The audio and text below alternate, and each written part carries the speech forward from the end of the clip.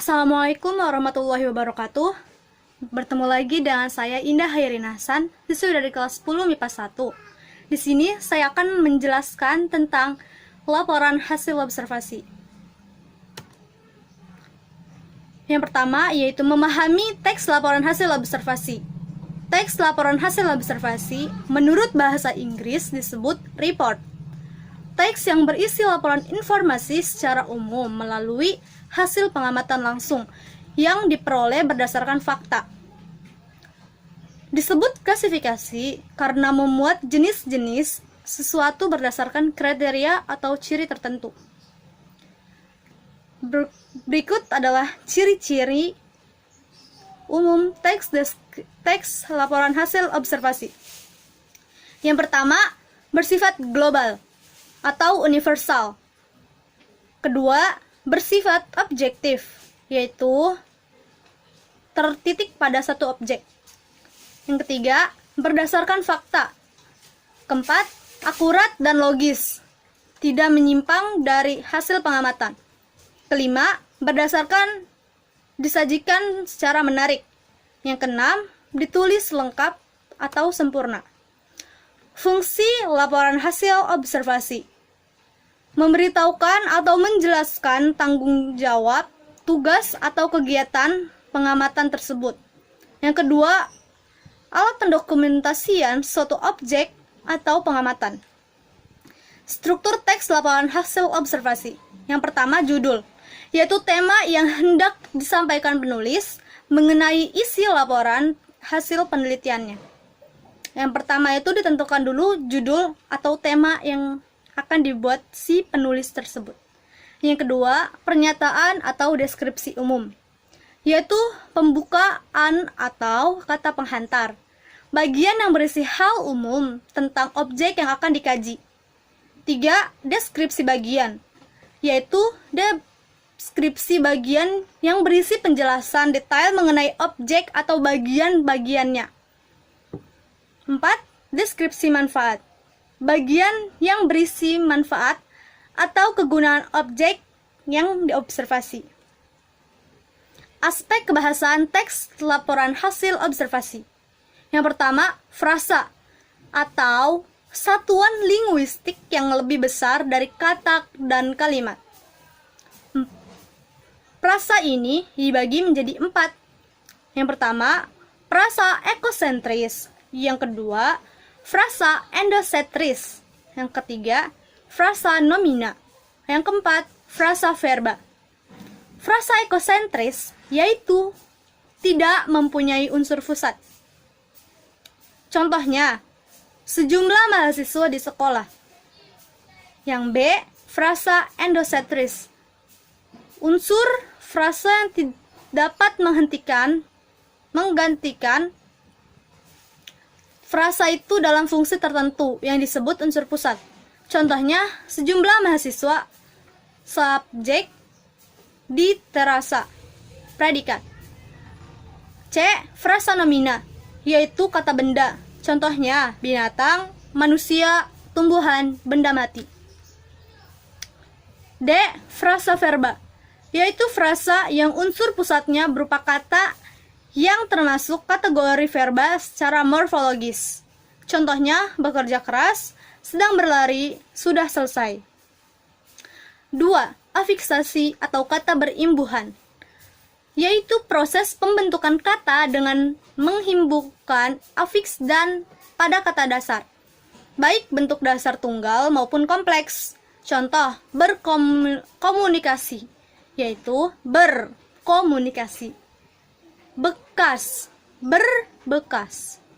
A. Prefix atau awalan. Contohnya, di, ter, ke, se, men, pra, per, ber. B. Infix atau sisipan. Contohnya, tunjuk, telunjuk. Getar, gemetar. C. Sufiks atau akhiran. Contohnya, isasi, is, an, kan, nya. D. Konfiks, awalan dan akhiran. ber, an, ke, an, dan senya.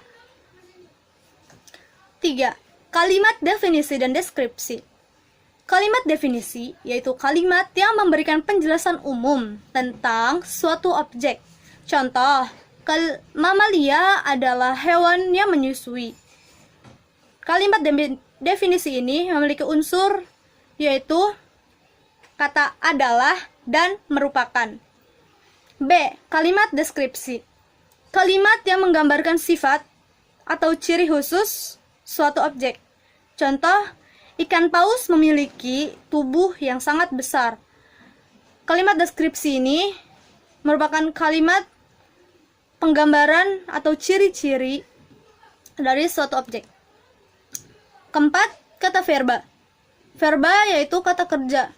Kata yang menyatakan suatu tindakan. Jenis kata ini biasanya menjadi predikat dalam suatu frasa atau kalimat. Verba dibedakan menjadi dua jenis, verba transitif dan verba tak transitif. Verba transitif adalah verba yang memerlukan nomina sebagai objek dalam kalimat aktif dan objek. B. Verba tak transitif, yaitu verba yang tidak memiliki nomina di belakangnya, yang dapat berfungsi sebagai objek dan dalam kalimat pasif. 5. Kalimat. Kalimat yaitu satuan bahasa berupa kata atau rangkaian kata yang dapat berdiri sendiri dan menyatakan makna yang lengkap. Kalimat terbagi menjadi dua, kalimat simpleks dan kalimat kompleks. Kalimat simpleks adalah kalimat yang hanya terdiri atas satu struktur dengan satu verba utama. Contohnya, semua jenis hewan tergolong makhluk hidup. Kedua, kalimat kompleks adalah kalimat yang terdiri atas dua struktur atau lebih dengan dua verba atau lebih. Contohnya, yang pertama sering disebut makhluk hidup dan yang kedua disebut makhluk mati.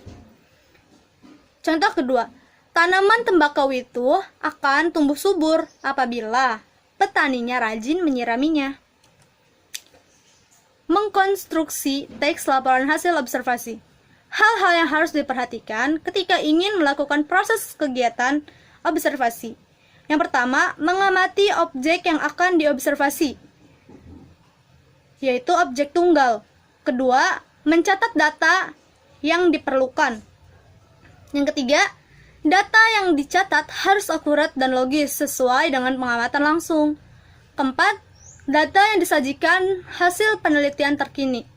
Jadi, data yang harus disajikan itu yang terbaru, jangan data yang tahun lalu atau yang sudah lama.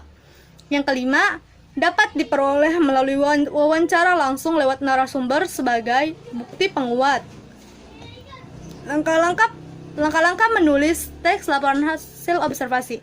Yang pertama, menyusun dengan struktur penulisan teks laporan hasil observasi. Yang kedua, sesuaikan dengan ciri-ciri teks laporan hasil observasi. Ketiga, tidak terdapat pandangan atau simpulan dari penulis. 4. Jika terdapat referensi lain, harus ditulis dalam laporan. Jadi, langkah-langkah menulis teks laporan observasi ini sangat penting agar mendapatkan hasil yang memuaskan dalam bentuk data laporan hasil observasi tersebut. Langkah-langkah menginterpretasi teks laporan hasil observasi. Yang pertama, membaca teks laporan hasil observasi terlebih dahulu. Membaca keseluruhan. Jika menemukan kata atau istilah khusus, maka harus dicatat dan mencari arti atau makna di kamus lain gitu. Yang kedua, menuliskan fakta-fakta dalam teks laporan observasi. Setelah membaca dan memaknainya, langkah selanjutnya yaitu menulis fakta-fakta yang ada di dalam teks laporan hasil observasi tersebut. Yang ketiga, menarik simpulan isi teks laporan hasil observasi, yaitu menarik simpulan teks yang dengan menggunakan bahasa atau kalimat sendiri yang berkaitan dengan fakta-fakta yang ditemukan. Perbedaan teks laporan hasil observasi dengan teks deskripsi. persamaan teks laporan dengan teks deskripsi yaitu sama-sama menggunakan objek. Menggunakan satu objek ya guys. Perbedaannya, teks laporan menggambarkan suatu objek yang bersifat umum, menggambarkan ciri-ciri secara umum, contohnya lingkungan kelas. Sedangkan teks deskripsi yaitu menggambarkan suatu objek bersifat khusus, menggambarkan ciri-ciri secara khusus, contohnya papan tulis. Nah, dari situ kita dapat pahami bahwa membuat laporan hasil observasi itu harus melihat unsur dan struktur yang harus kita ikuti agar mendapatkan hasil data yang memuaskan. Oke guys, dari saya cukup sekian. Mohon maaf apabila ada salah kata. Kurang lebihnya mohon maaf. Wassalamualaikum warahmatullahi wabarakatuh. Bye bye.